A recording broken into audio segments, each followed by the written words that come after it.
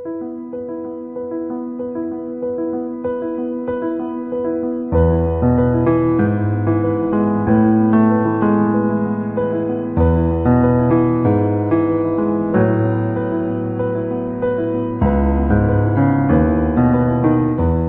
morning, my dear students. Today our topic, what are the functions of commercial banks? What are the functions of commercial bank? The functions of commercial bank may be broadly classified into two. That is, first one is primary function and second one is secondary functions. വളരെ easy ആയിട്ടുള്ള ടോപ്പിക്കാണ്. സാധാരണ നമ്മൾ കാണുന്ന commercial ബാങ്കുകൾ ചെയ്യുന്ന സേവനങ്ങൾ എന്തൊക്കെയാണ്, സർവീസസ് എന്തൊക്കെയാണ്. ദെൻ അവിടെ it may be classified into two. Then first one is primary functions and secondary functions. Then what are the primary functions and secondary functions? Primary functions are, first one is accepting deposit, lending money, making loans and advances, lending money, investment functions, credit creation and use of check and plastic cards. Then primary functions are, first one is accepting deposit, second one is lending money, third one is investment function, and fourth one is creation of credit, and fifth one is use of check system and plastic cards. And the secondary functions are, first one is agency services, and secondary functions are agency services, general utility services, and also next function is innovative function. Well, commercial bankകളുടെ functions of commercial banks classified into two: conventional functions and innovative functions. Conventional functionsനെയാണ് നമ്മൾ സാധാരണ എന്ത് പറയാറുള്ളത്? ആദ്യം പറഞ്ഞ പോലെ തന്നെ commercial ബാങ്കുകൾ ചെയ്യുന്ന സേവനങ്ങളെ കൺവെൻഷണൽ ഫങ്ഷൻസ് എന്നും അതേപോലെ തന്നെ ഇന്നൊവേറ്റീവ് ഫങ്ഷൻസ് എന്നും പറഞ്ഞിട്ട് ക്ലാസിഫൈ ചെയ്തിട്ടുണ്ട്.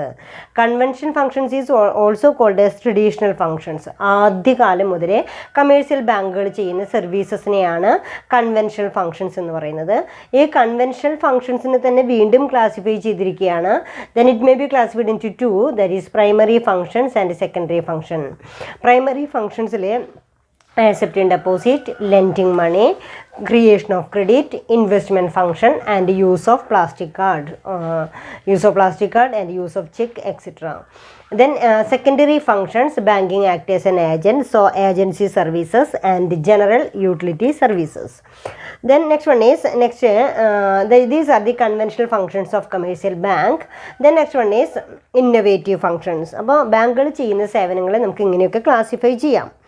ഇനി ഫങ്ഷൻസ് ഓഫ് കമേഴ്ഷ്യൽ ബാങ്കിലെ കൺവെൻഷണൽ ഫങ്ഷൻസിലെ then first one is primary functions. Primary ഫങ്ഷൻസിൽ ഞാൻ പറഞ്ഞു ഏതൊക്കെ പ്രൈമറി ഫങ്ഷൻസ് പറഞ്ഞേ, ഒന്നുകൂടെ പറയാം. Accepting deposit, lending money. ഇത് നമുക്ക് എപ്പോഴും അറിയുന്ന കമേഴ്ഷ്യൽ ബാങ്കിൻ്റെ ഫങ്ഷൻസിൽ തന്നെ നമ്മൾ ബാങ്കിങ് റെഗുലേഷൻ ആക്ട് പ്രകാരം കമേഴ്ഷ്യൽ ബാങ്ക് ചെയ്യുന്ന ഫങ്ഷൻ എന്ന് പറയുന്നത് accepting deposit and lending money for creation of profit. ലാഭം ഉണ്ടാക്കുക എന്ന ലക്ഷ്യത്തോടു കൂടി എന്താ പറയുക, ഡെപ്പോസിറ്റ് മൊബിലൈസ് ചെയ്യുകയും അത് ലെൻഡിങ് പർപ്പസിന് വേണ്ടി ഉപയോഗിക്കുകയും ചെയ്യുന്ന വൺ ഓഫ് ദി ഇമ്പോർട്ടൻറ്റ് ആക്ടിവിറ്റിയാണ് ആര് ചെയ്യുന്നത്? കമേഴ്ഷ്യൽ ബാങ്ക്സ് ചെയ്യുന്നത്.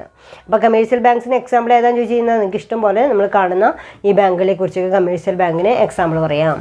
ദെൻ ഇവിടെ പ്രൈമറി ഫങ്ഷൻസിലെ accepting deposit, the major and first important activity of commercial bank is to mobilize deposit from the public. People who have surplus funds find it convenient to deposit the amount with the banks. For these deposit, people get interest depending upon the nature and type of deposit.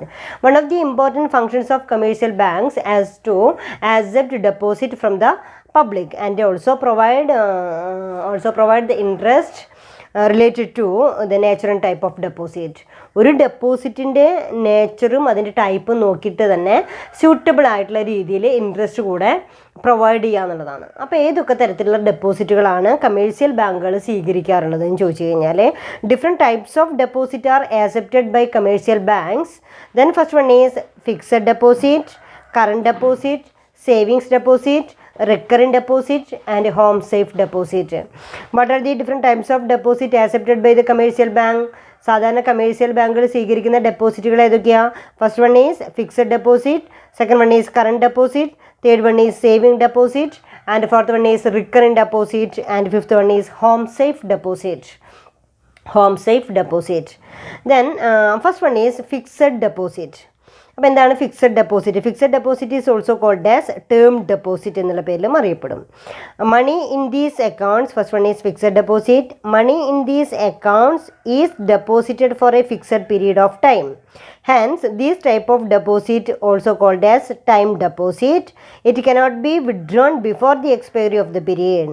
However, a premature withdrawal before the expiry of the period is allowed if the depositor is ready to forego interest at least partly.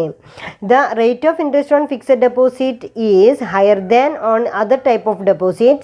The rate of interest may also vary according to the period of deposit. Usually the longer period, the higher will be the rate of interest. സാധാരണ രീതിയിൽ fixed ഡെപ്പോസിറ്റുകൾക്ക് കൊടുക്കുന്ന interest rate എന്ന് പറയുമ്പോൾ fixed deposit these accounts of deposit for a fixed period of time, ഒരു ദീർഘകാലയളവിലേക്ക്, ദീർഘം വെച്ചാൽ നമ്മളൊരു പർട്ടിക്കുലർ പീരീഡ് വരെ പറയും. നമുക്ക് 3 വർഷത്തേക്കോ 4 വർഷത്തേക്കോ 2 വർഷത്തേക്കൊക്കെ എമൗണ്ട് ഫിക്സഡ് ആയിട്ട് ഡെപ്പോസിറ്റ് ചെയ്യുന്നതിനെയാണ് ഫിക്സഡ് ഡെപ്പോസിറ്റ് എന്ന് പറയുന്നത്. ഈ ഫിക്സഡ് ഡെപ്പോസിറ്റിന് നമ്മൾ സാധാരണ ടേം ഡെപ്പോസിറ്റ് എന്നുള്ള പേരിലോ അല്ലെങ്കിൽ ടൈം ഡെപ്പോസിറ്റ് എന്നുള്ള പേരിലോ അറിയപ്പെടുന്നു. Then the rate of interest may be also vary according to the period of deposit. ഡെപ്പോസിറ്റിൻ്റെ നേച്ചർ നോക്കിക്കൊണ്ട് തന്നെ എന്ത് ചെയ്യുന്നുണ്ട്, then the rate of interest may also vary according to the period of deposit. അതായത് ഇപ്പം നമുക്ക് 2 വർഷത്തേക്ക് 3 വർഷത്തേക്ക് നമുക്ക് പറയുമ്പോൾ തന്നെ അതിനനുസരിച്ച് തന്നെ എന്ത് കൂടിക്കൊണ്ടിരിക്കുന്നുണ്ട്, ഫിക്സഡ് ഡെപ്പോസിറ്റിൻ്റെ ഇൻട്രസ്റ്റ് റേറ്റ്. ഇപ്പോൾ ഏകദേശം ഒരു 7.8% അതിൻ്റെ ഇടയിലൊരു ഇൻട്രസ്റ്റ് റേറ്റാണ് പ്രൊവൈഡ് ചെയ്തുകൊണ്ടിരിക്കുന്നത്. അപ്പോൾ ഇയർലി പ്രൊവൈഡ് ചെയ്തുകൊണ്ടിരിക്കുന്നത്. അപ്പോൾ തീർച്ചയായിട്ടും അവിടെ എന്താ പറയുന്നത്, ഫിക്സഡ് ഡെപ്പോസിറ്റ് എന്ന് പറയുമ്പോൾ ഒരു ഫിക്സഡ് ആയിട്ടുള്ള കാലയളവിലേക്ക് വേണ്ടി കസ്റ്റമേഴ്സ് ഡെപ്പോസിറ്റ് ചെയ്യുന്ന എമൗണ്ട് ആണ് ഇത് ഫിക്സഡ് ഡെപ്പോസിറ്റ് എന്ന് പറയുന്നത്.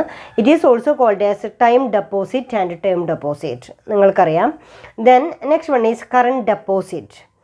These deposits are generally made by traders and businessmen who have to make a number of withdrawals from the accounts every day. Deposits in current account are withdrawable by the depositors anytime for any amount to the extent of the balance at their credit without any prior notice. Therefore, current deposits are also known as demand deposit. Ordinarily, no interest is allowed on this deposit. Sometimes depositors have to pay certain incidental charges to the bank for the services rendered to buy it. സാധാരണ രീതിയിൽ current account ആര് ഉദ്ദേശിച്ചുകൊണ്ടാണ് current deposit? These deposit generally meet the needs of the traders and businessman.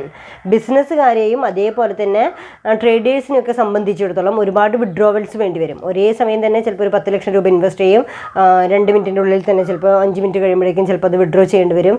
അങ്ങനെ ഒരുപാട് transactions നടക്കുന്ന ഒരു അക്കൗണ്ടാണ് ഇത് current account എന്ന് പറയുന്നത്. അപ്പോൾ കറണ്ട് അക്കൗണ്ട് ബിസിനസ്സുകാർക്ക് വേണ്ടി മാത്രം അലോ ചെയ്യുന്നൊരു അക്കൗണ്ടാണ് ഇത് കറണ്ട് അക്കൗണ്ട് എന്ന് പറയുന്നത്.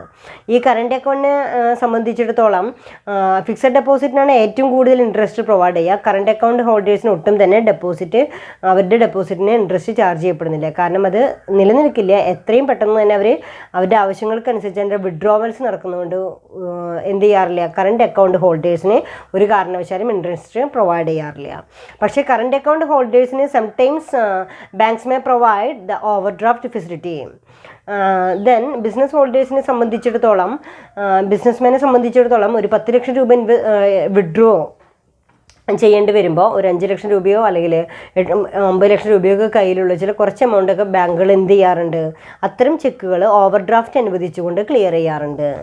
അപ്പോൾ എപ്പോഴും ട്രാൻസാക്ഷൻ നടക്കുന്ന ഈ കറണ്ട് അക്കൗണ്ട് ഹോൾഡേഴ്സിന് മാത്രമാണ് അത്തരത്തിലൊരു ഓവർ ഡ്രാഫ്റ്റ് ഫെസിലിറ്റി അനുവദിക്കുള്ളൂ. ലെൻഡിങ് പർപ്പസിൽ പഠിക്കുമ്പോൾ നമ്മളത് പഠിക്കും. അപ്പോൾ ഫസ്റ്റ് വൺ പറയുന്നത് ഫിക്സഡ് ഡെപ്പോസിറ്റ്. സാധാരണ ആളുകൾ ദീർഘകാലത്തേക്ക് വേണ്ടി ഡെപ്പോസിറ്റ് ചെയ്യുന്ന ഒരു സ്കീമാണ് ഇത് ഫിക്സഡ് ഡെപ്പോസിറ്റ് എന്ന് പറയുന്നത്. ഹൈ റേറ്റ് ഓഫ് ഇൻട്രസ്റ്റ് കൂടെ ചാർജ് ചെയ്യപ്പെടുന്ന ഒരു അക്കൗണ്ടാണ് ഇത് ഫിക്സഡ് ഡെപ്പോസിറ്റ് എന്ന് പറയുന്നത്. കറണ്ട് ഡെപ്പോസിറ്റിനെ സംബന്ധിച്ചിടത്തോളം കറണ്ട് ഡെപ്പോസിറ്റിൽ ഒട്ടും തന്നെ ഇൻട്രസ്റ്റ് ചാർജ് ചെയ്യപ്പെടാത്ത ഡെപ്പോസിറ്റാണ് കറണ്ട് ഡെപ്പോസിറ്റ് എന്ന് പറയുന്നത്. അപ്പോൾ അത് ക്ലിയർ ആയിട്ടുണ്ട്.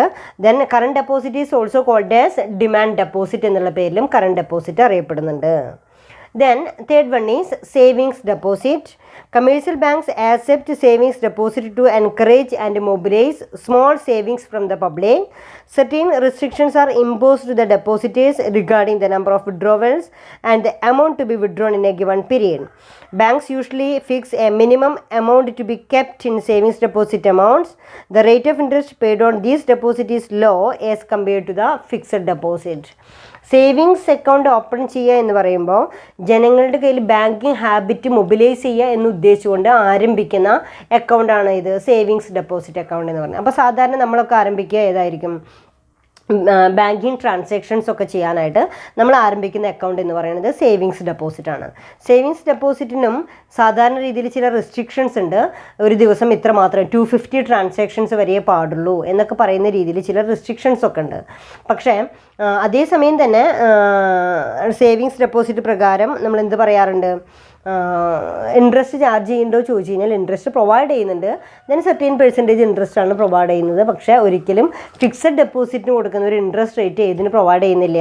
ദെൻ സേവിങ്സ് ഡെപ്പോസിറ്റിന് പ്രൊവൈഡ് ചെയ്യുന്നില്ല. അപ്പോൾ സേവിങ്സ് ഡെപ്പോസിറ്റിൻ്റെ മെയിൻ പർപ്പസ് എന്ന് പറയുന്നത് to create the banking habit among customers, ജനങ്ങളുടെ ഇടയിൽ ബാങ്കിങ് ഹാബിറ്റ് വളർത്തിയെടുക്കുക എന്ന ലക്ഷ്യത്തോടു കൂടി ആരംഭിക്കുകയും ചെറിയ ചെറിയ സേവിങ്സ് മൊബിലൈസ് ചെയ്യാൻ വേണ്ടി ഉപയോഗിക്കുന്ന ഒരു അക്കൗണ്ടാണ് ഇത് സേവിങ്സ് അക്കൗണ്ട് എന്ന് പറയുന്നത്. അപ്പോൾ then first one is fixed deposit, second one is current deposit, third one is savings deposit and fourth one is recurring deposit. Under this, specific amount is deposited at regular intervals, that is monthly or weekly for a fixed period. The rate of interest on this deposit is nearly the same as fixed deposit. On maturity, the amount deposited and the interest accrued on that repaid to the depositor. The main purpose of this type of deposit is to encourage regular savings by the public, particularly the fixed income group. Then fourth വണ്ണിൽ നമ്മൾ പറയുന്നത് recurring deposit ആണ്. Recurring deposit എന്ന് പറയുമ്പോൾ എന്താ ഉദ്ദേശിക്കുന്നത്? ആവർത്തന നിക്ഷേപങ്ങൾ. റിക്കറിംഗ് ഡെപ്പോസിറ്റ് ആവർത്തിച്ച് അതായത് സാധാരണ ജനങ്ങളെ സംബന്ധിച്ചിടത്തോളം അവർക്ക് മുഴുവനായിട്ടും ഡെപ്പോസിറ്റ് ചെയ്യാനായിട്ട് പറ്റില്ല. ചെറിയ ചെറിയ സമ്പാദ്യങ്ങൾ സ്വരൂപിക്കുന്നതിനെയാണ് നമ്മൾ റിക്കറിംഗ് ഡെപ്പോസിറ്റ് എന്ന് പറയുന്നത്. മന്ത്ലി ആവാം, അല്ലെങ്കിൽ വീക്കിലി ആവാം, അല്ലെങ്കിൽ നമ്മൾ പറയുന്ന ഒരു ഫിക്സഡ് പീരീഡ് വെച്ചിട്ടായിരിക്കാം എന്ത് ചെയ്യുന്നുണ്ടാവാം? Deposit mobilise ചെയ്യുന്നുണ്ടാവാം. ഇത്തരം ഡെപ്പോസിറ്റുകൾക്ക് ബാങ്കുകൾ ഇൻട്രസ്റ്റ് പ്രൊവൈഡ് ചെയ്യേണ്ടതുണ്ട്. ഈ ബാങ്കുകൾ ഇൻട്രസ്റ്റ് പ്രൊവൈഡ് ചെയ്യാന്ന് പറയുമ്പോൾ കമ്പാരിറ്റീവ്ലി ഹൈ ഇൻട്രസ്റ്റ് ആയിരിക്കും റിക്കറിംഗ് ഡെപ്പോസിറ്റിന് കൊടുക്കുന്നുണ്ടായിരിക്കുക. പക്ഷേ ഏതുമാത്രം വരില്ല? ഫിക്സഡ് ഡെപ്പോസിറ്റിന് കൊടുക്കുന്ന അത്രമാത്രം ഇൻട്രസ്റ്റ് റിക്കറിംഗ് ഡെപ്പോസിറ്റിന് നൽകില്ല. Then the main purpose of this type of deposit encourage regular savings by the public, particularly the fixed income group. Fixed ആയിട്ട് ഇൻകം കിട്ടുന്ന ആളുകളെ നമ്മളിത് ഇംപ്ലിമെൻറ്റ് ചെയ്യിപ്പിക്കാൻ വേണ്ടിയിട്ടാണ് റിക്കറിംഗ് ഡെപ്പോസിറ്റ് മൊബിലൈസ് ചെയ്യുന്നത്. Then fifth one is home safe deposit. Home safe deposit, this scheme aims at promoting saving habit of the people. Under this scheme, small safe is supplied to the depositors to keep at home and to put his or her small savings in it. Periodically, the safe is taken to the bank where the amount available in the safe is credited to his account. Then home safe deposit, സാധാരണ ബാങ്കുകൾ ഒരു pot അല്ലെങ്കിൽ ഒരു home safe deposit എന്ന് പറഞ്ഞിട്ടുള്ളൊരു എന്താ പറയുക ഒരു പോട്ടാണ് അത് കൊടുക്കുക. അതിൽ തീർച്ചയായിട്ടും നമുക്ക് ഉണ്ടാകാവുന്ന അല്ലെങ്കിൽ സമ്പാദ്യങ്ങളൊക്കെ അതിൽ ചെറിയ ചെറിയ എമൗണ്ട് ആയിട്ട് നമ്മളതിൽ നിക്ഷേപിക്കുകയും അതൊരു തുകയാകുമ്പോൾ അത് ബാങ്കിൽ ട്രാൻസ്ഫർ ചെയ്യുകയും ചെയ്യുന്ന ഒരു പ്രോസസ്സാണ് ഇത് ഹോം സേഫ് ഡെപ്പോസിറ്റ് എന്ന് പറയുന്നത്. അപ്പോൾ ദെൻ പ്രൈമറി ഫങ്ഷൻസിലെ ഫസ്റ്റ് ഫങ്ഷൻ എന്താ നമ്മൾ പഠിച്ചത്? Then first function is accepting deposit. Second function എന്താ? Lending money. Third one investment function. And fourth one creation of credit. And fifth function is use of cheque and plastic card. These are the important primary functions of commercial bank. Then first one is accepting deposit. Accepting deposit is one of the important function of the commercial bank. Then different types of deposit accepted by the commercial bank. Then first one is, what are the different types of deposit? Fixed deposit. Second one is savings deposit. And then current deposit, recurring deposit and home safe deposit. മനസ്സിലായല്ലോ? Fixed deposit, current deposit, savings deposit, recurring deposit and home safe deposit. ചെറിയ ക്ലാസ്സുകളിലൊക്കെ നിങ്ങളത് പഠിച്ചിട്ടുണ്ടായിരിക്കാം, 10th ഒക്കെ വരുമ്പോൾ പഠിച്ചിട്ടുണ്ടായിരിക്കാം.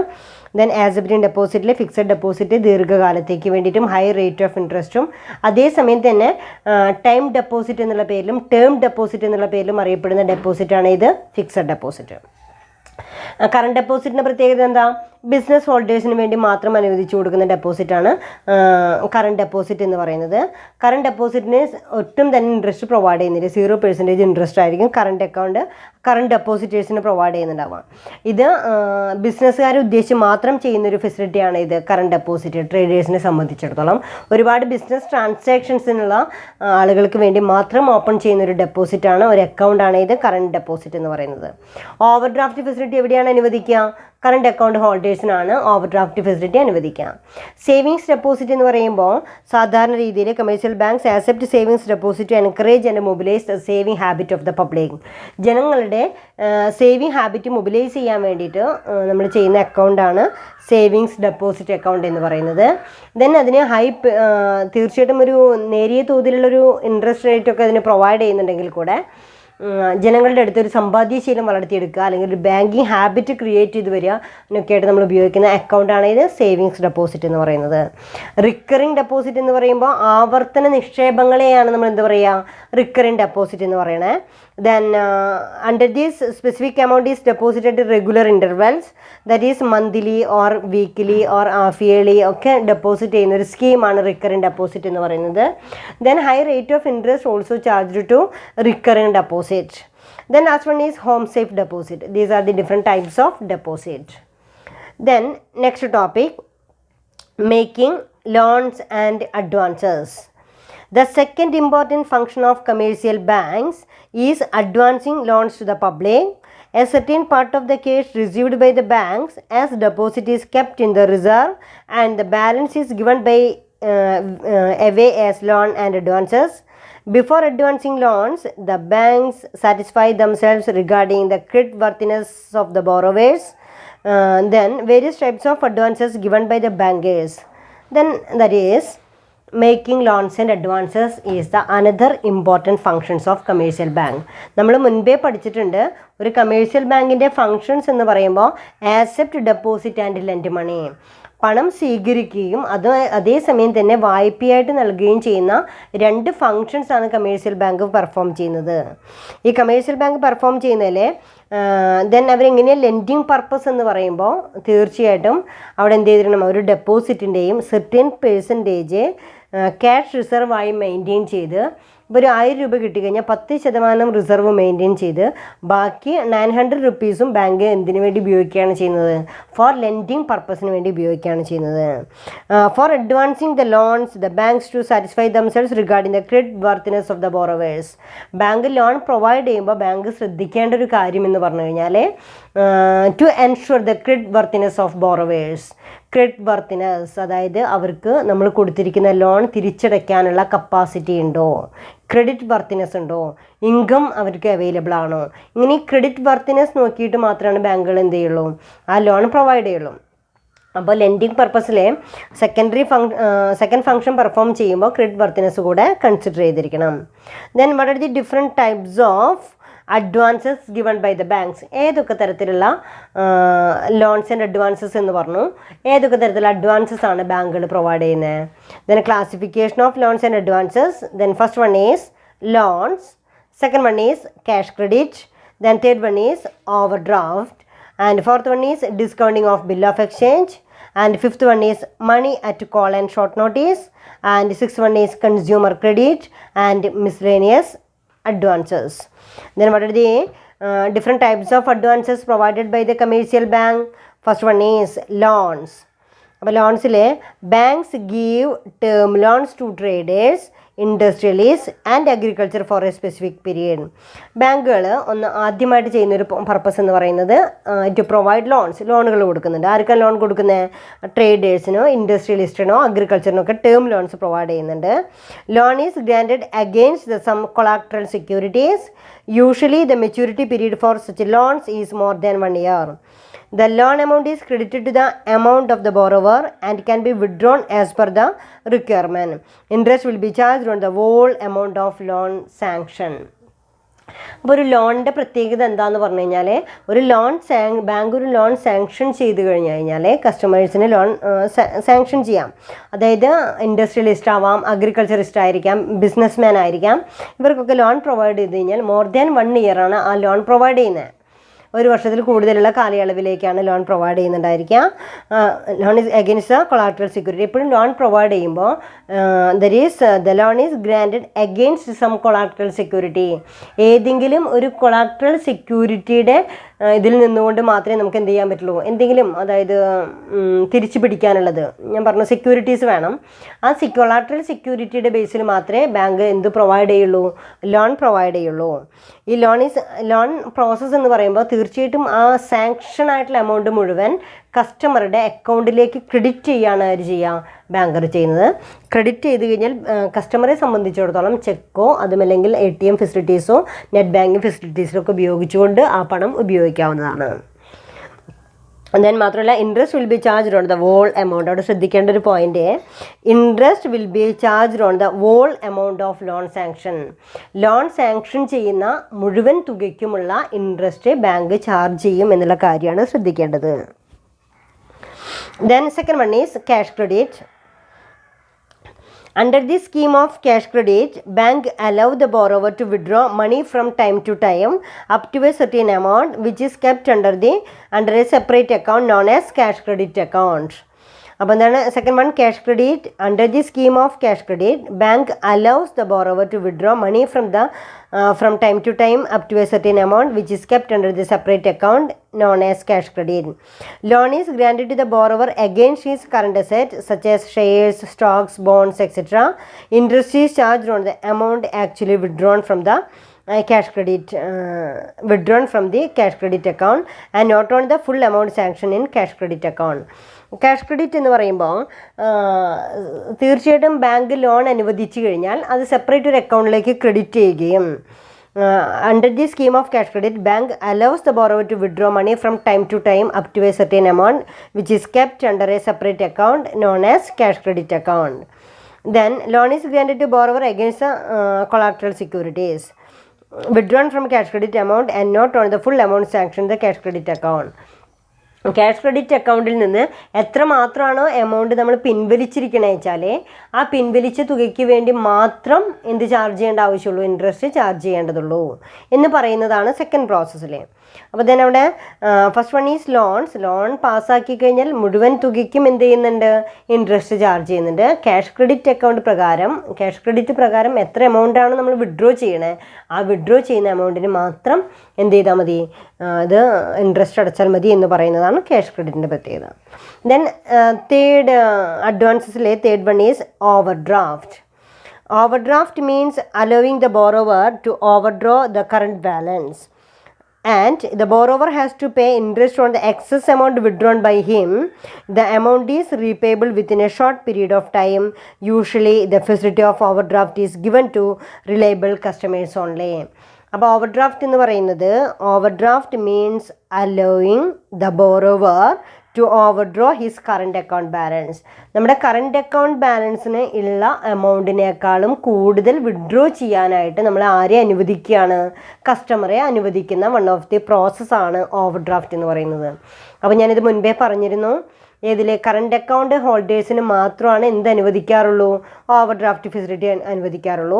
അപ്പോൾ business ട്രാൻസാക്ഷൻസിനൊക്കെ ആയിട്ട് അവരുടെ അക്കൗണ്ടിൽ ഉള്ളതിൽ കൂടുതൽ പൈസ പിൻവലിക്കാനുള്ള അധികാരം ആർക്ക് കൊടുത്തിരിക്കുകയാണ്, കസ്റ്റമേഴ്സിന് കൊടുത്തിരിക്കുകയാണ്. സോ സം റിലയബിൾ കസ്റ്റമേഴ്സിന് വേണ്ടി മാത്രമേ ബാങ്കർ എന്ത് ചെയ്യാറുള്ളൂ, ഇത്തരത്തിലുള്ള ഓവർഡ്രാഫ്റ്റ് ഫെസിലിറ്റീസ് അനുവദിക്കാറുള്ളൂ. Overdraft facility allows an account holder to withdraw in excess of the account balance maintained by the account holder. Cash credit makes a provision for credit by transferring the sanction amount of loan into a new account from which the borrower can withdraw as per his requirement. Cash creditഉം ഓവർഡ്രാഫ്റ്റും തമ്മിൽ വ്യത്യാസമുണ്ട്. കണ്ടോ, overdraft എന്ന് പറയുമ്പോൾ ബിസിനസ്സുകാർക്ക്, ഇൻഡസ്ട്രിയലിസ്റ്റിന് ഒക്കെ വേണ്ടിയിട്ട്, അതുപോലെ തന്നെ tradesman അവർക്കൊക്കെ വേണ്ടിയിട്ട് അവരുടെ നിലവിലുള്ള അക്കൗണ്ടിലുള്ള ബാലൻസിനേക്കാളും കൂടുതൽ അനുവദിച്ചു കൊടുക്കുന്നൊരു പ്രോസസ്സാണ് ഇത് ഓവർഡ്രാഫ്റ്റ് എന്ന് പറഞ്ഞു കഴിഞ്ഞാൽ. ക്യാഷ് ക്രെഡിറ്റ് എന്ന് പറയുമ്പോൾ മൊത്തമായിട്ടൊരു ലോൺ സാങ്ഷൻ ചെയ്തതിന് ശേഷം ലോൺ എമൗണ്ട് മുഴുവൻ ഇൻട്രസ്റ്റ് ചാർജ് ചെയ്യപ്പെടും. എന്നാൽ വിഡ്രോവബിൾ എമൗണ്ടിന് മാത്രം ഇൻട്രസ്റ്റ് ചാർജ് ചെയ്യുന്ന ഒരു രീതിയിലേക്ക് അനുവദിക്കുന്ന വൺ ഓഫ് ദി അഡ്വാൻസ് ആണ് ഇത് ക്യാഷ് ക്രെഡിറ്റ് എന്ന് പറയുന്നത്. ഇതാണ് ക്യാഷ് ക്രെഡിറ്റും ഓവർഡ്രാഫ്റ്റും തമ്മിലുള്ളൊരു വ്യത്യാസം. അപ്പോൾ തന്നെ അവിടെ നമ്മൾ പറയുന്നത് what are the different types of advances. First one is loans, second one is cash credit, third one is overdraft, and fourth one is discounting of bill of exchange. Under the scheme of discounting of bills, the banker provide financial accommodation by discounting eligible commercial bill of exchange. The banker charges commission and the balance amount of bill is provided by way of loan. The banker gets payment of the bill on the date of maturity of the bill. അപ്പോൾ discounting of bill എന്ന് പറയുമ്പോൾ bill കാലാവധി എത്തുന്നതിന് മുൻപ്, ഇപ്പം നമ്മളറിയാമല്ലോ, നമുക്കറിയാം bill of exchange എന്ന് പറയുമ്പോൾ ഒരു വാല്യുബിൾ നെഗോഷ്യബിൾ ഇൻസ്ട്രുമെൻ്റ് ആണ് ബിൽ ഓഫ് എക്സ്ചേഞ്ച് എന്ന് പറയുന്നത്. It may be endorsed. നമുക്ക് വേണമെങ്കിൽ എൻ്റെ അടുത്തൊരു 1,00,000 രൂപയുടെ ബില്ലുണ്ടെങ്കിൽ ആ ബില്ല് നമുക്ക് വേറൊരാൾക്ക് ട്രാൻസ്ഫർ ചെയ്യാനായിട്ട് സാധിക്കും. ഈ ട്രാൻസ്ഫർ ചെയ്യുന്ന പ്രോസസ്സിനെയാണ് നമ്മൾ എന്ത് പറയുക, എൻഡോഴ്സ്മെൻറ്റ് എന്ന് പറയുന്ന ടേം ഉപയോഗിക്കുന്നത്. അപ്പോൾ ഇവിടെ ഡിസ്കൗണ്ടിങ് ഓഫ് ബിൽ ഓഫ് എക്സ്ചേഞ്ചിലെ ഇത്തരത്തിലുള്ള ബില്ല് റിസീവ് ചെയ്ത് കഴിഞ്ഞാൽ ബാങ്കുകൾ ബില്ലുകൾ ഡിസ്കൗണ്ട് ചെയ്ത് കൊടുക്കാറുണ്ട്. അപ്പോൾ ബില്ലുകളുടെ കാലാവധി നിങ്ങൾ പഠിച്ചിട്ടുണ്ടായിരിക്കാം. 3 months and 3 days ആണ്. നമ്മൾ 3 മാസത്തേക്കാണ് ബില്ലുകൾ അനുവദിക്കുക. അതിൻ്റെ പിന്നെ ഗ്രേസ് പീരീഡ് എന്ന് പറഞ്ഞിട്ട് 3 ദിവസം കൂടെ അനുവദിക്കും. അപ്പോൾ ഈ കാലയളവിലേക്ക് വേണ്ടി ഇഷ്യൂ ചെയ്യുന്നതാണ് ഇത് ബില്ലുകൾ ഇഷ്യൂ ചെയ്യുക. ഇത്തരത്തിൽ ഇഷ്യൂ ചെയ്തിരിക്കുന്ന ബില്ലുകൾ ബാങ്കുകൾ സബ്മിറ്റ് ചെയ്തുകൊണ്ട് ഡിസ്കൗണ്ട് ചെയ്ത് കൊടുക്കാറുണ്ട്. സാധാരണ ഇതിൽ 1 lakh rupeesൻ്റെ ബില്ലുകളൊക്കെ 13% കുറച്ചുകൊണ്ട് തന്നെ ബാങ്ക് എന്ത് ചെയ്യാറുണ്ട്, 3 മാസത്തിന് മുൻപ് തന്നെ ക്ലിയർ ചെയ്യുക എന്ന് പറയുന്നത്. അപ്പോൾ ഒരു കസ്റ്റമറെ സംബന്ധിച്ചിടത്തോളം 3 മാസം വെയിറ്റ് ചെയ്യേണ്ടതില്ല. നമുക്കൊരു ബില്ല് കിട്ടിക്കഴിഞ്ഞാൽ നമുക്ക് അപ്പം തന്നെയോ അല്ലെങ്കിൽ എപ്പോഴാണ് നമ്മുടെ നെസസിറ്റി എന്ന് പറയുമ്പോൾ അതിനനുസരിച്ച് നമുക്ക് എന്ത് ചെയ്യാം. അപ്പോൾ ഒരു 3 മാസത്തെ കാലാവധി നമുക്ക് പ്രസൻ്റായിട്ട് മാറ്റാനായിട്ട് സാധിക്കണം. അവിടെയാണ് ബാങ്കർ ചെയ്യുന്ന വൺ ഓഫ് ദി അഡ്വാൻസ് എന്ന് പറയുന്നത് ടു പ്രൊവൈഡ് ലോൺസ്. അവിടെ എന്തെങ്കിലും ലോൺ തന്നെയാണ് കൊടുക്കുന്നത്, അല്ലെങ്കിൽ അതിന് നമ്മൾ ഉപയോഗിക്കുന്ന പേര് ഇതാണെന്ന് മാത്രം. Discounting of bill of exchange, അതായത് ബില്ലുകൾ ഡിസ്കൗണ്ട് ചെയ്ത് കൊടുക്കുന്ന ഒരു പ്രോസസ്സ് കൂടെ ബാങ്കുകൾ ചെയ്യുന്നുണ്ട്. The banker gets payment of the bill on the date of maturity of the bill. എന്നാൽ നമ്മൾ മുൻകൂട്ടി ഡിസ്കൗണ്ട് ചെയ്ത് കൊടുക്കുന്ന ബില്ല്, ഇപ്പോൾ ഒരു 1 lakh rupeesൻ്റെ ബില്ല് ഒരു 97,000 ഡിസ്കൗണ്ട് ചെയ്ത് കൊടുത്തു കഴിഞ്ഞാൽ സെയിം ടൈം അതിൻ്റെ മെച്യൂരിറ്റി പീരീഡ് എത്തിക്കഴിഞ്ഞാൽ ആ മെച്യൂരിറ്റി പീരീഡിൽ ബാങ്കുകൾ എന്ത് ചെയ്യേണ്ടതുണ്ട്, ബാങ്കിന് ആ കസ്റ്റമറുടെ കയ്യിൽ നിന്ന് തന്നെ, അതായത് ആരുടെ പേരിലുള്ളതാണോ അയാളിൽ നിന്ന് അത് ക്ലെയിം ചെയ്യാവുന്നതാണ്. ഇനി ആ ബില്ലുകൾ ഡിസോണർ ആയിക്കഴിഞ്ഞാൽ തീർച്ചയായിട്ടും ആര് റെസ്പോൺസിബിളായിട്ട് മാറും, ബാങ്കിൻ്റെ കസ്റ്റമർ തന്നെ അതിന് റെസ്പോൺസിബിളായിട്ട് മാറും. അതാണ് ഇതിൻ്റെ process, discounting of bill of exchange. Then next one is money at call and short notice. Same time അവിടെ ആ വേർഡിൽ തന്നെ അതിൻ്റെ മീനിങ് ഉണ്ട്. Money at call and short notice, വളരെ പെട്ടെന്ന് ഒരു ഷോർട്ട് നോട്ടീസും ഉണ്ട്. Money at call and short notice. Banks also grant money for a very short period, generally not exceeding 7 days to the borrower. These loans are generally granted to the other banks or other financial institution or dealers or brokers in stock exchange. Then അവിടെ സാധാരണ customers എന്ന് പറയുന്നത് സാധാ വ്യക്തികൾക്കല്ല, banking ഇൻസ്റ്റിറ്റ്യൂഷൻസിനോ other financial ഇൻസ്റ്റിറ്റ്യൂഷൻസിനോ ഒക്കെയാണ് എന്ത് അനുവദിക്കാറുള്ളൂ, money at call and short notice. വളരെ പെട്ടെന്നൊന്ന് കോൾ ചെയ്ത് കഴിഞ്ഞാൽ നമുക്ക് എന്ത് ചെയ്യാൻ പറ്റും, അത് ഫണ്ട് റേസ് ചെയ്യാനായിട്ട് സാധിക്കും. അപ്പോൾ ബാങ്കുകൾ തന്നെ പരസ്പരം ചെയ്യുന്ന ഒരു സർവീസസ് ആണിത്, മണി അറ്റ് കോൾ അല്ലേ. അവിടെ മീനിങ് അതിന് മണി അറ്റ് കോൾ, ജസ്റ്റ് ഒന്ന് കോൾ ചെയ്ത് കഴിഞ്ഞാൽ നമുക്ക് പണം അവൈലബിൾ ആവും.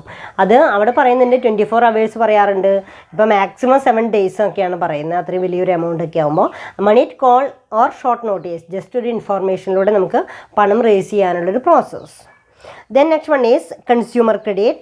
Banks also give credit to the household to buy consumer durables like television, refrigerator, vehicles, etc. Such consumer credit is paid in lump sum and repayable in installment. അവിടെ consumer ക്രെഡിറ്റിലെ banks also give credit to household equipments എല്ലാം സ്വായത്തമാക്കുന്നതിന് വേണ്ടി ബാങ്കുകൾ അനുവദിക്കുന്ന one of the credit facilities ആണ് ഇത് consumer credit എന്ന് പറയുന്നത്. Then bank also give credit to household to buy consumable durables like television, refrigerator, vehicles etcetera. Such consumer credit is paid in lump sum and payable in instalment. മൊത്തമായിട്ടോ അല്ലെങ്കിൽ പലതരം ഇൻസ്റ്റാൾമെൻറ്റിലൂടെയൊക്കെ provide ചെയ്യാറുണ്ട്. Then last one is miscellaneous advances. Commercial banks also give loans to various other classes of people at a concessional rate. concessional rate. For example, banks give loans to self-employed people of weaker section of the society. ഇത് കൂടാതെ തന്നെ miscellaneous advances, ചില പ്രത്യേക തരത്തിലുള്ള ലോണുകൾ കൂടെ ബാങ്കുകൾ provide ചെയ്യുന്നുണ്ട് സെൽഫ് എംപ്ലോയിഡ് പേഴ്സൺസിന് വേണ്ടിയിട്ടോ അതുമല്ലെങ്കിൽ weaker section of the society അവർക്ക് വേണ്ടിയിട്ടൊക്കെ ചില ലോണുകൾ പ്രൊവൈഡ് ചെയ്യുന്നുണ്ട്. അപ്പോൾ നമ്മൾ പഠിച്ചിരിക്കുന്ന ഫസ്റ്റ് പാർട്ട് കേട്ടോ, പ്രൈമറി ഫങ്ഷൻസിലെ ഇമ്പോർട്ടൻ്റ് ആയിട്ട് വരുന്ന ഫസ്റ്റ് ഫങ്ഷനാണ് ഇത്, accepting deposit and lending money. Accepting deposit എന്ന് പറയുമ്പോൾ ഏതൊക്കെ തരത്തിലുള്ള ഡെപ്പോസിറ്റുകളാണ് മൊബിലൈസ് ചെയ്യുന്നത്? Fixed deposit, savings deposit, current deposit, recurring deposit, and also home safe deposit. These are the different types of deposit. And next classification is, that is the banks provide some types of loans and advances. Then various advances provided by the banks. Then first one is loans, term loans, more than 1 year. Second one is cash credit, that is cash credit, and third one is overdraft and discounting of bill of exchange, money at call and short notice, and consumable credit and miscellaneous expenses. Then third function is investment function. Investment functions, another important function of modern banker is to invest its surplus funds in government securities, shares, debentures, thereby earning interest and dividend. Now it is made compulsory for commercial banks to invest a part of their funds in government or other approved securities. പിന്നെ പറയുന്ന മറ്റൊരു function എന്ന് പറയുന്നത് investment funds. One of the another functions done by the commercial banks is investment function. ആദ്യ കാലഘട്ടങ്ങളിലെ commercial ബാങ്ക്സിനെ സംബന്ധിച്ചിടത്തോളം commercial ബാങ്കുകൾ ചെയ്യുന്ന വൺ ഓഫ് ദി ഫംഗ്ഷൻ എന്ന് പറയുന്നത് accepting deposit and lending money for creation of profit. ലാഭം ഉണ്ടാക്കുന്നതിന് വേണ്ടി ഡെപ്പോസിറ്റ് മൊബിലൈസ് ചെയ്യുകയും ലോണുകൾ പ്രൊവൈഡ് ചെയ്യുകയും ചെയ്യുന്ന വൺ ഓഫ് ദി ഫംഗ്ഷൻ മാത്രമേ കമേഴ്സ്യൽ ബാങ്കുകൾ ചെയ്തിരുന്നുള്ളൂ. Recently banks provides investment funds എന്ന് പറയുമ്പോൾ ബാങ്കുകൾ ഒന്നുകൂടെ ഡെവലപ്പ് ചെയ്ത് കഴിഞ്ഞപ്പോൾ ബാങ്കുകൾ എവിടെ ഹെൽപ്പ് ചെയ്യാറുണ്ട്? മറ്റുള്ള ഇൻഡസ്ട്രിയൽ സെക്ടേഴ്സിൽ ഇൻവെസ്റ്റ് ചെയ്യാറുണ്ട്. ഇൻഡസ്ട്രിയൽ സെക്ടേഴ്സിൽ ഇൻവെസ്റ്റ് ചെയ്യുക എന്ന് പറയുമ്പോൾ purchase of shares and debentures of the കമ്പനികളുടെ ഷെയറോ ഡിബഞ്ചറുകൾ പോലെയുള്ള ഡോക്യുമെൻറ്റുകളൊക്കെ പർച്ചേസ് ചെയ്യാറുണ്ട്. ദെൻ ഇവിടെ important functions of modern banker is to invest its surplus fund in government securities, shares and debentures, by earning interest and dividend. ഇൻട്രസ്റ്റോ ഡിവിഡൻഡോ ലഭ്യമാക്കുന്നതിന് വേണ്ടി നമ്മൾ എന്ത് ചെയ്യാറുണ്ട്? കമ്പനികളുടെ ഷെയറുകളിലോ ഡിബഞ്ചറുകളിലോ ഇൻവെസ്റ്റ് ചെയ്യാറുണ്ട്. That is another important function done by the commercial bank, investment function. Then fourth one is creation of credit, very important function, creation of credit. Credit creation is a situation in which banks made more loans to customers and business, with the result of that the amount of money in circulation is increases. It is one of the important unique function of a commercial bank. That means multiply loans and advances. അതായത് നമ്മളിപ്പോൾ ഈ പറഞ്ഞതിൽ നിന്നൊക്കെ വ്യത്യസ്തമായിട്ട് ബാങ്കുകൾ ചെയ്യുന്ന one of the function ആണ് എന്ത്? Creation of credit. അതിൽ അവിടെ മൾട്ടിപ്ലിസിറ്റി ഓഫ് ഡെപ്പോസിറ്റ്സ്, അവിടെ എങ്ങനെയാണ് ഒരു ഫംഗ്ഷൻ ചെയ്യുക എന്ന് പറയുമ്പോൾ അതൊരു ജസ്റ്റ് ഒരു അസംഷൻ മാത്രമാണ്. അതായത് ഒരു എക്സാമ്പിൾ പറയുകയാണെങ്കിൽ, ഒരാൾ എ എന്ന് പറയുന്ന ഒരു വ്യക്തി ഒരു ബാങ്കിൽ ഒരു 10,000 രൂപ ഇൻവെസ്റ്റ് ചെയ്യുന്നു. Then as per the regulation of the RBI, the bank maintains 10% cash reserve. Then ആ 10% cash reserve മെയിൻറ്റെയിൻ ചെയ്ത് കഴിഞ്ഞാൽ ബാക്കി എമൗണ്ട് എന്ന് പറയുന്നത് 9,000 റുപ്പീസാണ്. Sometimes banks provides loans to the customers as the amount of 9,000. അപ്പോൾ ബാങ്ക് ചെയ്യുന്ന ആക്ടിവിറ്റി എന്ന് പറയുമ്പോൾ 10,000 രൂപയിൽ നിന്ന് 1,000 രൂപ ക്യാഷ് റിസർവായിട്ട് മാറ്റിവെക്കുകയും ബാക്കി 9,000 രൂപ വീണ്ടും അദ്ദേഹം എന്ത് ചെയ്യുന്നു? ലോൺ കൊടുക്കുന്നതിന് വേണ്ടി ഉപയോഗിക്കുകയും ചെയ്യുന്നു. അവിടെ മൾട്ടിപ്ലിസിറ്റി വരുന്ന. ദെൻ ആ സെയിം ടൈം ബാങ്കർ എ എന്ന് പറയുന്ന ഒരു വ്യക്തിയിൽ നിന്ന് 10,000 രൂപ സ്വീകരിക്കുകയും ബാങ്ക് 1,000 രൂപ റിസർവായിട്ട് മാറ്റിവെക്കും, 9,000 റുപ്പീസ് ലോൺ പ്രൊവൈഡ് ചെയ്യുകയും ചെയ്യുന്നു. ദെൻ ബി എന്ന് പറയുന്ന ഒരാൾക്ക് ലോൺ പ്രൊവൈഡ് ചെയ്യുന്നു. ദെൻ ബി സെയിം ടൈം ആ 9,000 റുപ്പീസ് റിസീവ് ചെയ്യുകയും ആ 9,000 റുപ്പീസ് വേറൊരു ബാങ്കിൽ നിക്ഷേപിക്കുകയും ചെയ്യുന്നു. അപ്പോൾ ആ ഒരു 10,000 രൂപയിൽ നിന്ന് വീണ്ടും അവിടെ എന്ത് ചെയ്യുന്നുണ്ട്? ഫങ്ഷനിങ് നടന്നുകൊണ്ടിരിക്കുന്നുണ്ട് അല്ലേ? അപ്പോൾ വീണ്ടും ആ ബാങ്കിനെ സംബന്ധിച്ചിടത്തോളം 9,000 റുപ്പീസ് അഗെയിൻ ഡെപ്പോസിറ്റ് മൊബിലൈസ് ചെയ്യാണ്. അപ്പോൾ ആദ്യം ഒരു 10,000 രൂപ ഡെപ്പോസിറ്റ് കിട്ടി, സെയിം ടൈം ഒരു 9,000 റുപ്പീസ് ഡെപ്പോസിറ്റ് കിട്ടി. ആ 9,000 റുപ്പീസിൻ്റെ 10% മെയിൻറ്റെയിൻ ചെയ്യാന്ന് പറയുമ്പോൾ 900 റുപ്പീസ് ക്യാഷ് റിസർവായിട്ട് മെയിൻറ്റെയിൻ ചെയ്യണം. ആ ക്യാഷ് റിസർവായിട്ട് മെയിൻറ്റെയിൻ ചെയ്ത് കഴിഞ്ഞാൽ ബാക്കി 8,100 രൂപയുണ്ട്. ഈ 8,100 രൂപ വീണ്ടും ബാങ്ക് എന്ത് ചെയ്യുന്നു, സി എന്ന് പറയുന്ന ഒരു വ്യക്തിക്ക് ലോൺ പ്രൊവൈഡ് ചെയ്യുന്നു. ഇതിങ്ങനെ സർക്കുലേറ്റ് ചെയ്തുകൊണ്ടേയിരിക്കും. ആക്ച്വലി നമുക്കറിയാം ഇതൊക്കെ എന്ത് തന്നെയാണ്, സെയിം എമൗണ്ട് ഒക്കെ തന്നെയാണ് അവിടെ കൈകാര്യം ചെയ്തുകൊണ്ടിരിക്കണേന്ന് അറിയാം. പക്ഷെ ബാങ്കിൻ്റെ ഒരു പ്രോസസ്സിൽ നിന്ന് നോക്കുകയാണെങ്കിൽ എത്ര ടൈപ്സ് ഓഫ് ഡെപ്പോസിറ്റ് മൊബിലൈസ് ചെയ്തു എന്ന് നോക്കുമ്പോൾ first case 10,000, second case 9,000, then third case 8,100. ഇങ്ങനെ multiplicity of deposit from one deposit. ഒരു ഡെപ്പോസിറ്റിൽ നിന്ന് തന്നെ ഒരുപാട് ഡെപ്പോസിറ്റുകൾ മൊബിലൈസ് ചെയ്യാനായിട്ട് ബാങ്കിന് സാധിക്കുന്നുണ്ട്. That word is also called as credit creation. ഒന്നുകൂടെ കൂടുതൽ ക്രെഡിറ്റ് ക്രിയേറ്റ് ചെയ്യാനായിട്ട് സഹായിക്കുന്നു. അപ്പോൾ അവിടെ നമ്മളോട് ചോദിക്കാം, what is meant by credit creation? Credit creation is a situation in which banks make more loans to consumers and business with the result that the amount of money in circulation increases. It refers to the unique power of the bank is multiply loans and advances and hence deposit. അതായത് ബാങ്കുകൾക്ക് മാത്രമുള്ള ഒരു unique ഫീച്ചറാണ് ഇത് multiply the loans and advances and Hans deposit. കൂടുതൽ deposit create ചെയ്യുകയും കൂടുതൽ ലോണുകൾ provide ചെയ്യുകയും ചെയ്യുന്ന പണത്തിൻ്റെ വിനിമയം കൂട്ടിക്കൊടുക്കുക എന്ന് പറയുന്ന one of the important function ബാങ്കുകൾക്ക് മാത്രം ചെയ്യാവുന്ന ഒരു യൂണിക് ഫങ്ഷനാണ്. So it is also called as credit creation. ഇതിനെയാണ് നമ്മൾ എന്ത് പറയുക, ക്രെഡിറ്റ് ക്രിയേഷൻ ആക്ടിവിറ്റി എന്ന് പറയാം. Then bank take deposit from the customers and provides loans from their deposit after keeping necessary reserve like cash reserve etc. This is called credit creation. അപ്പോൾ credit creation ഒരുപാട് വേർഡ്സിൽ നമുക്ക് explain ചെയ്യാം കേട്ടോ. അവിടെ bank take deposit from the കസ്റ്റമേഴ്സിൽ നിന്ന് deposit mobilise ചെയ്യുകയും and provides loans from their deposit, അവരുടെ തന്നെ ഡെപ്പോസിറ്റിൽ നിന്ന് ലോൺ പ്രൊവൈഡ് ചെയ്യുകയും ചെയ്യുന്നു. After keeping necessary reserve. ഈ റിസർവ് എങ്ങനെയാണ് മെയിൻറ്റെയിൻ ചെയ്യണേ? RBIയുടെ റെഗുലേഷൻ ഉണ്ട്. RBI പറയും നമ്മളോട്, ഓരോ ബാങ്കുകൾക്കും ഇൻസ്ട്രക്ഷൻ ഉണ്ട്. നിങ്ങൾ പഠിക്കുമല്ലോ RBIയുടെ ഫംഗ്ഷൻസിൽ. അതിൽ ഇത്ര % ഞാൻ ജസ്റ്റ് ഒരു എക്സാമ്പിൾ എന്ത് പറയണു, 10% റിസർവ് മെയിൻറ്റെയിൻ ചെയ്യണം. നമ്മളൊരു കാൽക്കുലേഷന് വേണ്ടി പറയണതാണ്. അതെല്ലായ്പ്പോഴും 10% ആയിക്കൊള്ളുന്നില്ല.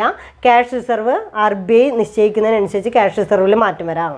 Bank take deposit from the customers and provides loans from there deposit after keeping necessary reserve like cash reserve etc.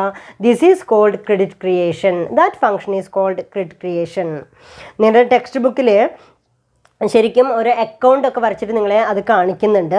Then അതിൽ ആക്സെപ്റ്റ് ഡെപ്പോസിറ്റ്, ബാങ്കിനെ സംബന്ധിച്ചിടത്തോളം ഡെപ്പോസിറ്റ് മൊബിലൈസ് ചെയ്തിട്ടുണ്ട്. That is first one is deposit is 1 lakh rupees ആണ് deposit സ്വീകരിച്ചിരിക്കണേ.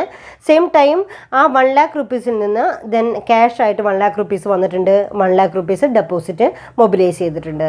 Then second പ്രോസസ്സിൽ ആ 1 lakh rupeesൻ്റെ 10% reserve maintain ചെയ്യുന്നുണ്ട്. ആ 10% reserve maintain ചെയ്ത് കഴിഞ്ഞാൽ ടോട്ടൽ എമൗണ്ട് ലോൺ പ്രൊവൈഡ് ചെയ്യുന്നത് 90,000 ആണ്. അപ്പോൾ cash 1 lakh then loan 90,000.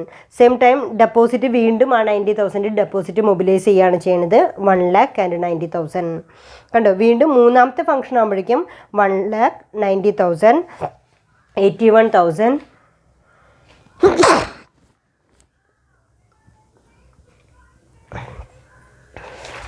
Then ഇത്തരത്തിലുള്ള രീതിയിൽ നമുക്ക് എന്ത് ചെയ്യുന്നുണ്ട്, ഡെപ്പോസിറ്റ് മൊബിലൈസ് ചെയ്യുന്നുണ്ട്. അപ്പോൾ ക്രെഡിറ്റ് ക്രിയേഷനിൽ നമുക്ക് ഇതേപോലെ അവിടെ നിങ്ങൾ മനസ്സിലാക്കേണ്ട കാര്യം ഇത്രയേ ഉള്ളൂ, വളരെ സിമ്പിളാണ്.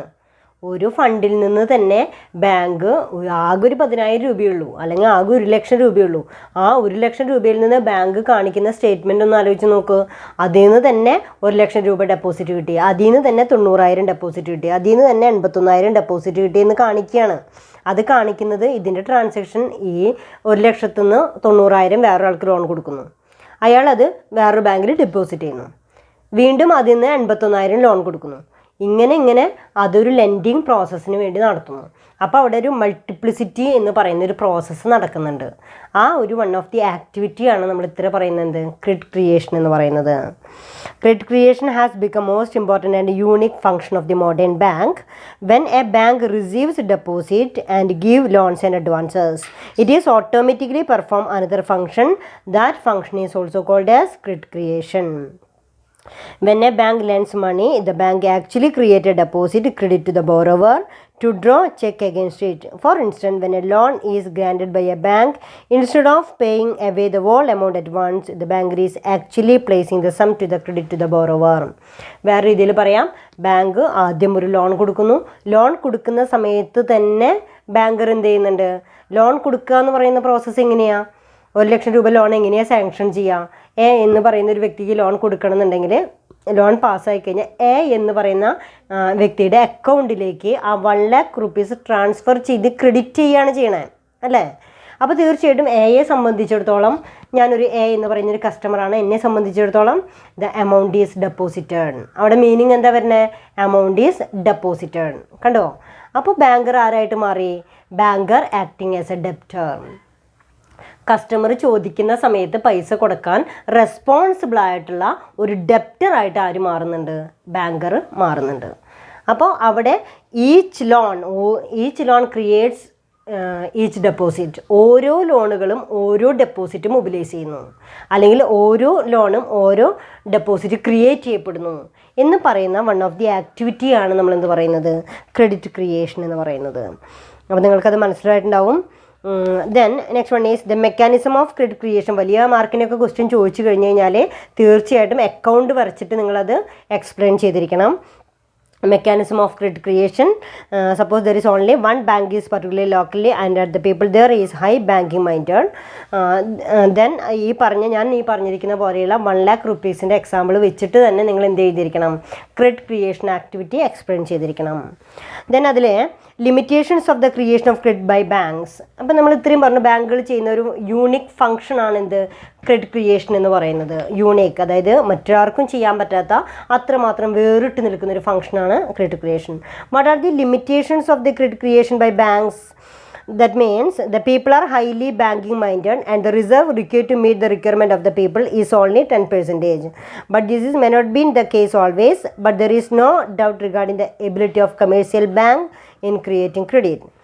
That means bankers are not only the purveyors of money but also is an important sense manufacturers of money. അതായത് ക്രെഡിറ്റ് ക്രിയേഷനിൽ നമ്മൾ പറയുന്നത് പണം സൂക്ഷിക്കാനുള്ള ഒരു സ്ഥാപനം മാത്രമല്ല ബാങ്കുകൾ എന്ന് പറയുന്നത്. Then banks are always the important sense it is the manufacturers of money, creation of money എന്ന് പറയുന്ന one of the another functions കൂടെ ബാങ്കുകൾ പെർഫോം ചെയ്യുന്നുണ്ട്. Okay, next one, what are the limitation of credit creation? ഇത്തരത്തിലുള്ള credit creation ആക്ടിവിറ്റിയുടെ limitations എന്ന് പറഞ്ഞു കഴിഞ്ഞാൽ first one is amount of deposit. The most important factor which influences credit creation is the amount of deposits by the depositors. Higher the amount of deposit, greater the supply of credit. അല്ല, കൂടുതൽ deposit വരുംതോറും കൂടുതൽ credit അനുവദിക്കപ്പെടുകയാണ് ചെയ്യുന്നത്. Then next one is cash reserve ratio. Cash reserve ratio എന്ന് പറയുമ്പോൾ government RBI പറയുന്നതാണ് cash reserve ratio. There is exist and indirect relation between credit and cash reserve ratio. Higher cash reserve ratio it reduce the amount of lending, അല്ലേ? അവിടെ നമ്മൾ പറയുന്നത് higher the CRR more will be the reserve to be kept and less credit will be created by the bank. 10% ഉള്ളത് 15% മാറ്റിക്കഴിഞ്ഞാൽ നമ്മുടെ അവസ്ഥ എന്തായിരിക്കും? ബാങ്കുകൾ loan കൊടുക്കാനുള്ള എമൗണ്ട് കുറയും, അല്ലേ? അങ്ങനെയാണ് റിസർവ് ബാങ്ക് ആരെ കൺട്രോൾ ചെയ്യുന്നത്? കമേഴ്സ്യൽ ബാങ്കുകളെ കൺട്രോൾ ചെയ്യുന്നത്. കമേഴ്സ്യൽ ബാങ്കുകൾ അതുപോലെ ആയിരിക്കും ആരെ കൺട്രോൾ ചെയ്യുന്നുണ്ടാവുക? ജനങ്ങളെ കൺട്രോൾ ചെയ്യുന്നുണ്ടാവുക. അപ്പം മൊത്തത്തിൽ അത് നമുക്ക് അവിടെ എത്തുമ്പോൾ പഠിക്കും. RBI എങ്ങനെയാണ് ഇന്ത്യൻ എക്കോണമിയെ മൊത്തത്തിൽ കൺട്രോൾ ചെയ്യുന്ന പ്രോസസ്സ് എങ്ങനെയാണ് നമ്മളവിടെ പഠിക്കും. അപ്പോൾ ഇവിടെ പറയുന്നത് വളരെ ലിമിറ്റേഷൻ എന്ന് പറയുന്നത് എല്ലായ്പ്പോഴും ബാങ്കുകൾക്ക് കൂടുതൽ ക്രെഡിറ്റ് ക്രിയേറ്റ് ചെയ്യാനായിട്ട് സാധിക്കുന്നില്ല എന്നുള്ളതാണ്. കാരണം അവിടെ higher the cash reserve ratio more will be the reserve to be kept and less credit will be created by banks. Then third one is banking habit of people. That means if the banking habit of the people are well developed, then all their transactions would be through the banks. This will lead to expansion of credit. അതായത് banking habit of people, കൂടുതൽ banking ഹാബിറ്റുള്ള developed ആയിട്ടുള്ള മേഖലകളിലൊക്കെ ആണെങ്കിൽ നമ്മൾ പറയുന്നത് success ആയിരിക്കും. അല്ല, banking ഹാബിറ്റൊക്കെ കുറവുള്ള ആളുകളെ സംബന്ധിച്ച് 90,000 റുപ്പീസ് കിട്ടി, അത് നമ്മൾ അടുത്ത ബാങ്കിലൊന്നും ഡെപ്പോസിറ്റ് ചെയ്യാൻ പോകുന്നില്ല എന്ന് പറയുന്ന ഒരു ഫങ്ഷനിങ് ആണ് അവിടെ നടക്കണമെന്ന് വെച്ചാൽ അത് അൾട്ടിമേറ്റ് ഫെയിലിയർ ആണ്. So banking habit of people is one of the limitation of credit creation. Then supply of security. Loans are sanctioned on the basis of securities provided to the banks. If securities are available, then the credit creation will be more. Securities available ആണെന്നുണ്ടെങ്കിൽ supply of security ഓരോരുത്തർക്കും നമ്മൾ പറഞ്ഞു ബാങ്കുകൾ എപ്പോഴും loan കൊടുക്കുക on the basis of credit worthiness of ബോറോവേഴ്സിൻ്റെ credit worthiness കൂടെ നോക്കിയിട്ടാണ് ലോൺ പ്രൊവൈഡ് ചെയ്യാനായിട്ട് സാധിക്കുള്ളൂ. Then fifth point is willingness of the people to borrow. ബാങ്കുകൾ ലോൺ കൊടുക്കാൻ റെഡിയാണ്, പക്ഷേ ജനങ്ങൾ ലോൺ ആക്സെപ്റ്റ് ചെയ്യാൻ തയ്യാറല്ല എന്നുണ്ടെങ്കിൽ അവിടെ എന്തില്ല, ക്രെഡിറ്റ് ക്രിയേഷൻ എന്ന് പറയുന്ന ആക്ടിവിറ്റി അവിടെ നടക്കുന്നില്ല. അവിടെ commercial banks may have enough money to lend. Customers should be willing to borrow from the banks to facilitate credit creation. If they are willing to borrow, then the credit created by the banks will be less. The next one is monetary policy of the central bank. Central ബാങ്കിൻ്റെ monetary policy നമ്മൾ പഠിക്കാൻ പോകുന്നതേ ഉള്ളൂ. Monetary policies എന്തൊക്കെയാണെന്ന്. While creating credit by commercial bank, then it is controlled by central bank of our country. Credit control is one more important function of central bank. Then central bank use various methods of credit control from time to time and thus influence credit creating capacity of commercial banks. Then തീർച്ചയായിട്ടും open market operation, bank rate policy, then next one is cash reserve ratio CRR, statutory liquidity ratio SLR. These are the important monetary then various measures taken by the RBI for controlling the credit. Then this monetary policy of the central bank is also influence the creation of credit. Then next one is external drain. External drain refers to withdrawal of cash from banks by the public. It will reduce the reserve of the banks and limit credit creation. And next one is uniform policy. If all the commercial banks follow a uniform policy related to CRR, then credit creation would be the smooth. If some banks follow liberal policy and others follow the conservative policy, then credit creation would be affected. Then same time അവിടെ ഒരു uniform policy ഉണ്ടായിരിക്കണം. ചില ബാങ്കുകൾ liberalised പോളിസിയോ ചിലർ unified പോളിസിയോ ഒക്കെ ഉപയോഗിച്ച് കഴിഞ്ഞാൽ അവിടെ എന്താവില്ല, ക്രെഡിറ്റ് ക്രിയേഷൻ സാധ്യമല്ലാതെ വരും. അപ്പോൾ ക്രെഡിറ്റ് ക്രിയേഷൻ എന്ന് പറയുന്ന ഫംഗ്ഷൻ പെർഫോം ചെയ്യണമെങ്കിലും ഇത്തരത്തിലുള്ള ചില ലിമിറ്റേഷൻസ് ഉണ്ട്. ദെൻ പ്രൈമറി ഫംഗ്ഷൻസിലെ last point use of cheque system and plastic card. അതായത് the cheque system offered by commercial bank are very much useful to customers. They can withdraw money from their accounts using check. They can also make payments by check. More recently, checks are replaced by plastic card, etc. For example, ATM card, Visa, Mastercards, etc. One of the another functions performed by the commercial bank for issue of checks and plastic cards. This is an important function. As per the convenience of the customers, they can withdraw money from the bank. ഇതിനനുസരിച്ച് ബാങ്കുകൾക്ക് എന്ത് പിൻവലിക്കാം.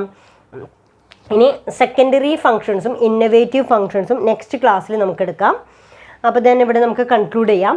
നമ്മളിന്ന് പറഞ്ഞിരിക്കുന്നത് കൺക്ലൂഷനിലേക്ക് വരികയാണ്. What are the important functions of commercial bank.